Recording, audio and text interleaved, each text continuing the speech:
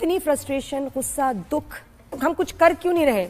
क्या करें? भारत ने साथ दिया है बांग्लादेश का। भारत की तरफ से जी तकरीबन 5000 टन डीजल जो है वो बांग्लादेश को दिया गया है और इसी के साथ साथ इस वक्त की बहुत ही बड़ी डेवलपमेंट निकल रही है भारत के पड़ोसी देश बांग्लादेश से। उन्होंने भारत को बहुत बड़ा थैंक यू बोला है। आप ये देखें, ओवरऑल बात करें ना तो एशिया के अंदर इस टाइम मेरे ख्याल से अगर बेस्ट कंट्री है तो वो इंडिया है। इस वक्त जो है वो पाकिस्तान ने तो किसी तरह का कोई हमदर्दी या कोई मदद की ऑफर नहीं की। इतनी बेहिस्सी है ना ये, फिर बातें करते हैं बड़ी बड़ी। ईरान जंग जारी है जिसकी वजह से कतर ने एलएनजी की सप्लाई बंद कर दी है। इसके अलावा मशरिक वस्ता से पाकिस्तान में जो तेल आता है वो भी अब आना बंद हो गया है। इवन कि मैं खुद पाकिस्तान में पैदा हुआ तो मैं कई दफा ये सोचता हूँ कि काश मैं इंडिया में पैदा हुआ होता। ऐसे थॉट्स क्यों आती हैं आपको?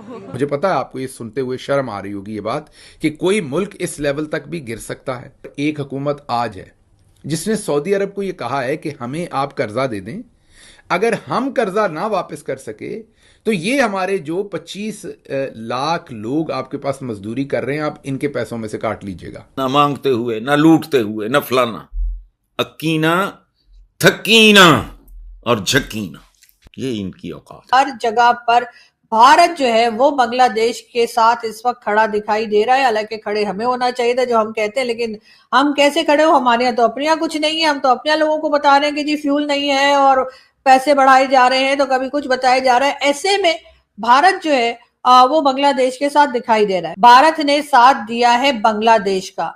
जी हाँ, वही बांग्लादेश जिसके बारे में हम उठते बैठते बात करते हैं और हमारा कहना है कि जी वो तो हमारा ही एक हिस्सा है और ये तो वापस हमारे पास आ गए। और जब शेख हसीना की गवर्नमेंट गई तो हमारे यहाँ से लड्डू बांटने से हमने जरा भी हिचकिचाहट या थोड़ा सा भी हम रुके नहीं और हमने बहुत खुशी के साथ खुशियां मनाई और बताया कि जी उनकी गवर्नमेंट चली गई। वैसे किसी की भी गवर्नमेंट जाए, ढोल हमारे यहाँ ही बजते हैं। चाहे वो अफगानिस्तान में अशरफ गनी साहब की गवर्नमेंट गई तब भी पाकिस्तान में मुबारकबादियां चल रही थी। अब जब शेख हसीना साहिबा की गवर्नमेंट गई बांग्लादेश से तब भी हम बड़े खुश हो रहे थे। अब जो नई गवर्नमेंट आई है उस पे भी हम खुश हैं। मतलब हम हर हाल में खुश रहते हैं। किसी की गवर्नमेंट चली जाए तब भी हमें कोई फर्क नहीं पड़ता। हाँ, ये जरूर है कि हम फौरन जो नई गवर्नमेंट आती है उसको अपना बताना शुरू कर देते हैं उस वक्त तक जब तक वो नई आने वाली गवर्नमेंट हमें ये ना कहे जरा साइड पे हो ना, हटो हटो हटो, तब तक हम यही करते रहते हैं। बहरहाल इस वक्त जो है वो पाकिस्तान ने तो किसी तरह का कोई हमदर्दी या कोई मदद की ऑफर नहीं की। लेकिन अगर हम भारत की बात करें तो भारत की तरफ से जी तकरीबन 5000 टन डीजल जो है वो बांग्लादेश को दिया गया है और इसी के साथ साथ कई दूसरी चीजें जो है इस वक्त ईंधन की फरामी यानी कि जो एनर्जी सेक्टर में जो शॉर्टेज हो रही है बांग्लादेश में उसको जी कंट्रोल करने के लिए, उसमें मदद करने के लिए जो है हर जगह पर भारत जो है वो बांग्लादेश के साथ इस वक्त खड़ा दिखाई दे रहा है। हालांकि खड़े हमें होना चाहिए था जो हम कहते हैं, लेकिन हम कैसे खड़े हो? हमारे यहाँ तो अपने यहाँ कुछ नहीं है। हम तो अपने लोगों को बता रहे हैं कि जी फ्यूल नहीं है और पैसे बढ़ाए जा रहे हैं, तो कभी कुछ बताया जा रहा है। ऐसे में भारत जो है वो बांग्लादेश के साथ दिखाई दे रहा है। यकीनन एक बहुत अच्छी बात है और हमें अपने पड़ोसियों से सीखना चाहिए, बांग्लादेश को भी सीखना चाहिए और अपने टर्म्स भारत से सही रखने चाहिए। वैसे हमें भी अपने टर्म्स भारत से सही रखने चाहिए थे लेकिन हमने नहीं रखे और उसकी कह लीजिए कि उस गलती के जो सजा है वो हम बड़े अरसे से भुगत रहे। लेकिन बात सारी ये कि हम सुधरने का नाम नहीं ले रहे। बहरहाल यहाँ पर मैं आपको ये भी बताती,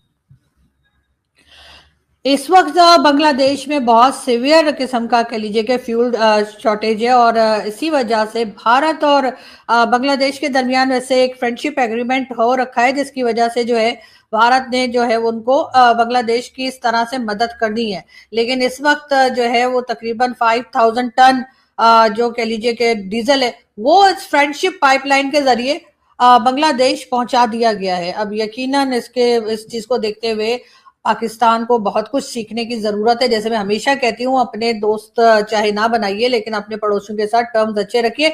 मुसीबत में पड़ोसी ही काम आते हैं, इसलिए कि ट्रंप ने काम नहीं आना, ट्रंप ने अपना काम निकालना है और 9-2-11 हो जाना है।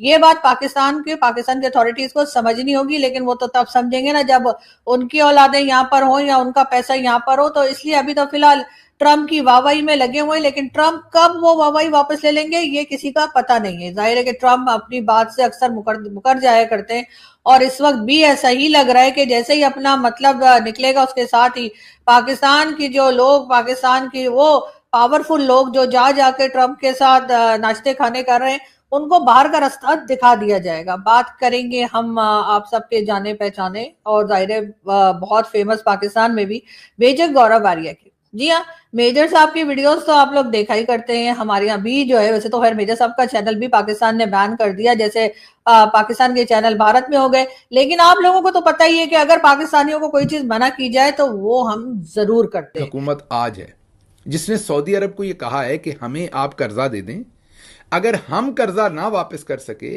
तो ये हमारे जो 25 लाख लोग आपके पास मजदूरी कर रहे हैं, आप इनके पैसों में से काट लीजिएगा, या ये आप ही के पास हैं हमारे लोग, तो आप इसमें से पूरे कर लीजिएगा। मुझे पता है आपको ये सुनते हुए शर्म आ रही होगी ये बात कि कोई मुल्क इस लेवल तक भी गिर सकता है।